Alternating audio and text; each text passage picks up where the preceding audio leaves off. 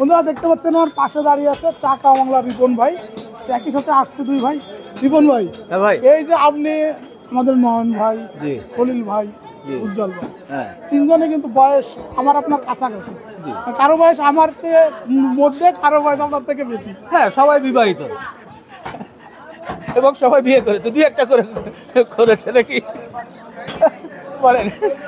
তো হ্যাঁ, এই যে সুপারস্টার বানাচ্ছেন, হ্যাঁ, কিভাবে বানাচ্ছেন কিন্তু আপনার ইটা কি?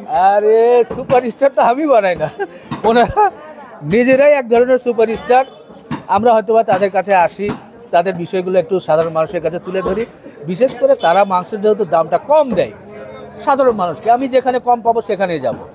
এই জন্যই তো বেশি দাম হলে এতটা কিন্তু হতো না। হ্যাঁ, বেশি দাম হলেও যে মানুষ যায় সেটারও দু একটা প্রমাণ আছে আকরাম আছে আমাদের আকরাম ভাই, যিনি আসলে তার গরুর এক ধরনের দেশি গরু কিনে বেশি দামে বিক্রি করে, সাধারণ মানুষ নিয়ে খুশি। ছোট গরু দেখতে আবার সুন্দর। আপনি দেখেন আমরা যে নয়ন ভাইয়ের কাছে আসছি বা উজ্জ্বল ভাইয়ের কাছে বা খলিল ভাইয়ের কাছে, আমার মুখের কথা তো কথা না, আপনার মুখের কথাই তো মানুষ বিশ্বাস করে আসতে হবে বা নিতে হবে এমন না। বা একবার নিল, যদি কোয়ালিটি খারাপ হয় এরপরে তো নিবে না। এই যে আজকে যে শত শত মানুষ এখানে লাইনে দাঁড়িয়ে নিচ্ছে, তারা কি আমার আপনার চেয়ে তো বুদ্ধি কম রাখে না, তাদের তো জ্ঞান বুদ্ধি আছে। তো তারা নিশ্চয়ই ভালো বলেই নিচ্ছে। তো আমরা ভালোকে কেন খারাপ বলতে যাবো ভাই? যতটুকু আসতেছে, কারণ সাধারণ মানুষ যা বলছে মিডিয়ার কাজ কি? আপনার তো সেতু, হ্যাঁ সেই পাশের সেতু। তো এই পাশে ভোক্তা, এই পাশে ক্রেতা, মানে এক পাশে বিক্রেতা, এক পাশে ক্রেতা, সেই। মাঝখানে আমরা হলাম সেতু। সেই কম দাম হোক আর বেশি দাম হোক সেটা বিষয় না, তার চেয়ে বিষয় যে সাধারণ মানুষ এগুলো পছন্দ করছে, আসছে, নিচ্ছে, এই তো যার কারণে আমরা তুলে ধরছি। মানুষের চয়েস যেখানে সেখান থেকে নেবে, তার যেটা ভালো লাগলে। আমি যেমন হয়তো গরুর গোস্ত খুব বেশি পছন্দ করি না, মহিষের গোস্ত নেই। গতকাল সেদিন আমার বাসা রামপুরার ওদিকে, রামপুরা থেকেই নিলাম। এটা আবার অনেকেই কমেন্টস করছে যে কেন আপনি রামপুরা থেকে নিলেন, ওদের কাছ থেকে নিলেন না। আরে ভাই, আমার বাসা ওখানে অল্প গোস্তের প্রয়োজন ছিল, 1.5 কেজি গরুর গোস্ত নিয়েছে। এখন এইটার জন্য এত দূরে আসবো বা ওই সময়। আর আরেকটা বিষয় হয় কি, যে ওনাদের কাছ থেকে মাংস নিতে একটু ইতস্তত বোধ করি, কারণ ওদের একেবারে যেটা ক্যামেরার পেছনের বিষয় বলছি, ক্যামেরা গোস্ত নিলে ভাই ওনারাও একটা বিব্রতকর অবস্থায়, ভাই এর কাছ থেকে টাকা নিব, এটা কেমন হয়, এই সেই আমরাও দিতে, আর মানুষও ভাববে যে এখান থেকে ফিরি নিয়ে যাচ্ছি। যার কারণে কিন্তু একটু দূরে দূরে থাকলে অনেক প্রশ্নের সম্মুখীন হতে হয়। এই তো চালিয়ে যান, আপনি আছেন, আপনিও তো ঘুরে ঘুরে সবাইকে ঠিক, তুলে ধরছেন। আমার ওয়াইফ বলে যে জি। তুমি গোস্ত ভিডিও করে এসে কেন আগোড়া থেকে গোস্ত কেন? তাহলে কি ওদের গোস্ত খারাপ, আগোড়ার গোস্ত ভালো? জি। আপনার তো এরকম প্রশ্ন হয়েছে নাকি কখনো? না, এটা তো সাধারণ মানুষ বলে, ভালো মন্দের বিষয় না, মানে প্রয়োজন হয় হয়তোবা, যখন বেশি গোস্তের দরকার হয় অনেক সময় যেখানে থাকি, হয়তো নয়ন ভাইয়ের কাছ থেকে নেই, কখনো উজ্জ্বল ভাইয়ের কাছ থেকে নেই, আকরাম ভাইয়ের কাছ থেকেও গোস্ত নিয়েছি, খলিল ভাই, সবার গোস্ত কিন্তু আমি নিয়েছি, হয়তো স্ক্রিনে দেখাইনি, দেখাইলে নানান রকম প্রশ্ন। আবার ফ্রি নর্মাল, আনছো, হ্যাঁ কমে হ্যাঁ, আনছো, পাইছো সুযোগ, এই যে যা পারবে আর কি, দুই কলম লিখবে, আবার বলবেও। হ্যাঁ। আর একটু দর্শক একটু বলতেও তো মজা পায়, আর ভিডিওতে একটু টুইস্ট না থাকলে ভালো লাগে না, কিছু থাকতে হবে যাতে দর্শক একটু কমেন্টস করে মজা লাগে, ভালো লাগে, এই আর কি। আসলে কি নয়ন যে উদ্যোগটা নিয়েছে এবছর, তাই না?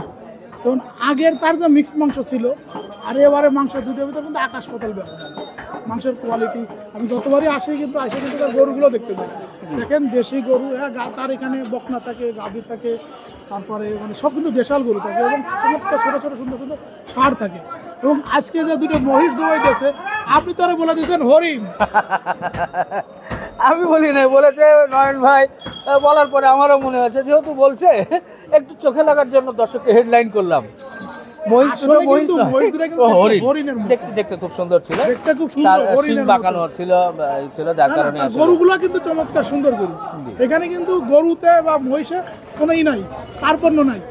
যারা 750 টাকা 800 টাকা বিক্রি করতেছে, তাদের থেকে কিন্তু এদের গরু বা মহিষের কোয়ালিটি বেস্ট। আমি বলবো না কাছাকাছি, বলবো বেস্ট। তাদের থেকে এদেরটাই আমার কাছে ভালোই মনে হচ্ছে। হ্যাঁ, তারপরও আমরা তো আসলে মানে কি বলবো, ক্রেতা এবং বিক্রেতার মাঝখানে একটু রস দিয়ে একটু সেতু বন্ধন করি। জি। এই নয়নদেরকে জন্য আপনি একটু আশীর্বাদ দেন। না, অবশ্যই অবশ্যই নয়ন ভাইদের জন্য তো অবশ্যই ভালোবাসা আমার পক্ষ থেকে তো থাকবে। এবং এই যে পরিশ্রম করে তারা এই কাজগুলো করছে, এবং পুরান ঢাকার মতো জায়গায় এই কম দামে ডেইলি প্রায় 15-20টা, অ্যাভারেজ প্রায় 15টা গরু যায়, এটা এই দামে দেওয়া এটা আসলে কঠিন। আমরা যেহেতু হাটে হাটে ঘুরি, হাটের ব্যাপারীরা আমাদেরকে প্রশ্ন করে যে ভাই এই দামে তো আমরা কিনতেই পারি না, ওরা বেচে কীভাবে? তাহলে কি ওনারা লস করে? আচ্ছা, ওনারা বলে যে না আলহামদুলিল্লাহ তারা এটা ভালোই লাভ করেই বিজনেস করছে। আর একজন ব্যবসায়ী যদি লস করে দেয় সেটা আমাদের সমস্যা কোথায় ভাই? কম দামে দিলে এত প্রশ্ন কেন? বরং বেশি দাম হলে প্রশ্ন হওয়ার কথা। কম দামের যদি উনি যেখান থেকে নিয়ে আসবে, আমি একজন ভোক্তা হিসাবে কথাটা বলছি, আবার চুরি করে নিয়ে আসবে সেইটা না, কিন্তু কম দামে দিয়ে যদি ওনার লাভ থাকে তাহলে আমরা কেন বাধার সম্মুখীন হবো? এটা তো উচিত হবে না। ধরেন এই যে নন অল্প বয়সের একটা ছেলে, এদের তো কিছু সতর্কতা দরকার। আপনি এদেরকে কীভাবে সতর্ক করবেন? কোন কোন জিনিসগুলো মাথায় রেখে দিনটা অতিবাহিত করতে হয়? না, সতর্কতা বলতে কি, আপনি কি এখানকার যে গরু জবাই করছে বা বেচা বিক্রি করছে এটা নাকি? না, ধরেন আমরা তো দেখি যে বিভিন্ন সময় মানুষ যখন একটু মানুষের সুবিধা দেয়, জনপ্রিয়তা পায়, তখন কিন্তু বিভিন্ন জন বিভিন্ন ভাবে এসে কিন্তু সেটাকে বাধাগ্রস্ত করার চেষ্টা করে। আমরা গত বছরে দেখছিলাম বিশেষ করে খলিল ভাইয়ের ক্ষেত্রে, এরকম কিন্তু আরো অনেক, যে কেউ একটু ভালো কাজ করতে গেলেই সেখানে কিন্তু সমস্যা আসে, খারাপ কাজ করতে গেলে সমস্যা আসে না, তারা আরো সবাই উৎসাহ দেয়। এই বিষয়ে আপনার যদি মাথায় থাকে যে না, আপনি তো বলেই ফেললেন যে খলিল ভাই, গত বছর উজ্জ্বল সাহেব, এখানকার নয়ন ভাই সবাই কিন্তু থ্রেটের সম্মুখীন হয়। কারণ আমরা সাধারণ একটা পরিসংখ্যান হচ্ছে ঢাকা শহরে, ঢাকা সিটিতে প্রায় 1200 থেকে 1500 কসাই বা মাংস ব্যবসায়ী আছে। এটা তথ্যসূত্র যদি বলেন যে কোথা থেকে পেলাম, এটা একটা সাধারণ হিসাব, এটা কসাইদের মুখ থেকে শোনা, এটা কিন্তু কোনো লিখিত কোনো তথ্য আমরা ওইভাবে তুলে ধরতে পারবো না। ধারণা করায় 1200 থেকে 1500 সদস্য আছে কসাই সমিতির। তো তারা এর মধ্যে 2-4 জন 5 জন ছাড়া সবাই তো 750, 800, 720, 730 ঢাকা সিটিতে। ঢাকার বাইরে আবার কম আছে।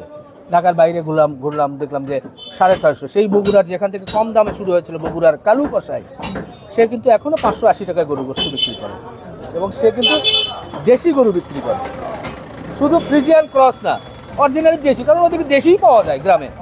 সে এখনও 580 টাকা গরু গোশত বিক্রি করে, এবং সে আমাকে বললো, দেখালো যে দেখেন আমি কি লস করে বিজনেস করেছি, আমি 22 লাখ টাকার জমি কিনেছি।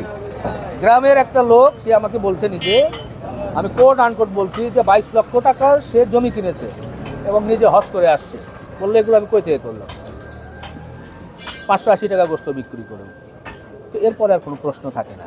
হ্যাঁ, আমরা আসলে সাধারণ মানুষের কথা ভেবে অনেক জনকে প্রশ্ন করি, কিভাবে পারেন, কোথা থেকে নিয়ে আসেন, কেন আপনি দেন, কমে ওজনে কম দেন কিনা, মানে সবাই তো দেয়।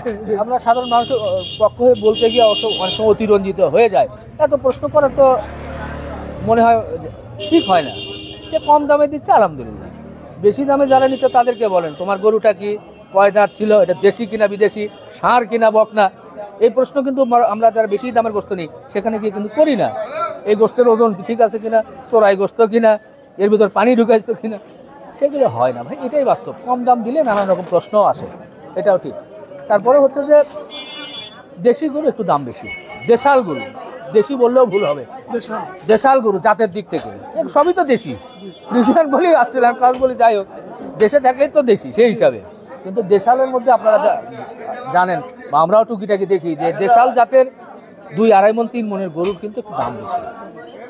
সেটা জবাই করে যদি ষাঁড় গরু যদি যায় একটু দাম কিন্তু বেশি হবে, এটাকে অস্বীকার করার মতো কিছু নেই। তো যাই হোক, আপনি অনেক ভালো জানেন, হাট ঘুরছেন, বিভিন্ন জায়গায় ঘুরছেন, আজকে আপনার সঙ্গে দেখা হলো, ভালো লাগলো ভাই। আপনাকে অনেক ধন্যবাদ। আমরা কিন্তু এই নয়ন, খলিল, উজ্জ্বল, খলিল ভাই অবশ্য মাংস রান্না করে খাওয়াচ্ছে, সে আলাদা মজা। নয়ন ভাই যে উদ্যোগ নিয়েছে, আমরা সবাই নয়ন ভাইয়ের জন্য দোয়া করবো মন থেকে, যে তার এই উদ্যোগটা যেন অব্যাহত থাকে। সবাই ভালো থাকুন, আল্লাহ হাফেজ।